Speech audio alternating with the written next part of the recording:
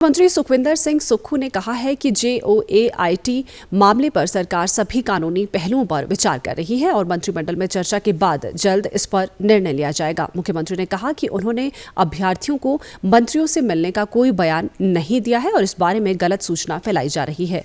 Guest शिक्षक नीति को लेकर मुख्यमंत्री ने कहा कि शिक्षकों की छुट्टी पर रहने के समय विद्यार्थियों की पढ़ाई के नुकसान को बचाने के लिए ये नीति शुरू की गई है। उन्होंने कहा कि गेस्ट शिक्षक नीति पर फिलहाल रोक लगाई है और सभी पहलुओं में स्पष्टता के बाद इसे शुरू किया जाएगा।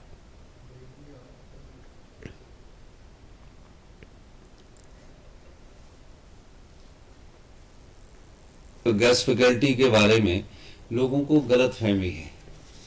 होता क्या कि एक हफ्ते के लिए टीचर छुट्टी चला जाता है, एक हफ्ते की टीचर छुट्टी लगता तो उस साइंस क्लास या आर्ट्स क्लास का एक हफ्ते तक बच्चों की पढ़ाई नहीं होती। जब मैंने ये पाया कि क्वालिटी एजुकेशन में हिमाचल 18वें स्थान पर पहुंच गया है तो उसके पीछे मूलभूत कारण क्या है। जब मैंने मूलभूत कारण किया कि टीचर्स की काफ़ी लोगों की ट्रांसफ़र इधर से उधर होती रहती है, तो एक एक हफ्ते 10-10 दिन तक टीचर नहीं होते हैं। तो 10 दिन के लिए कोई अगर टीचर रखना चाहता है तो उस टीचर को, उस प्रिंसिपल को, उस क्षेत्र के और अधिकारी को ये राइट होना चाहिए कि 10 दिन के लिए प्रिंसिपल उस क्वालिटी एजुकेशन का, उस मेरिट के आधार का अगर है तो उसको रख सकता है। मेरिट क्या है? 75% +2 में होनी चाहिए, 65% B.Ed में होनी चाहिए। अगर कॉलेज में रखना है 10 दिन के लिए तो उसके लिए मेरिट क्या है?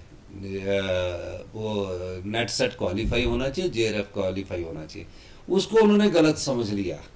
उन्होंने गलत समझ लिया कि ये पता नहीं सालों, 1 साल के लिए रख रहे हैं, 2 साल के लिए रख रहे हैं।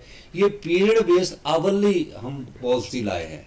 अभी इसको फिर जब इसका हुआ तो कहीं ना कहीं कंफ्यूजन कहीं से हुआ, तो मैंने उनको बोला कि अभी ये जो पीरियड बेस्ड आवली पॉलिसी है इसको अभी रोक दिया जाए और मेरे से चर्चा करने के बाद और जब एजुकेशन मिनिस्टर आ जाएंगे उसके बाद ही इसको हम आगे अमली जामा पहनाएंगे।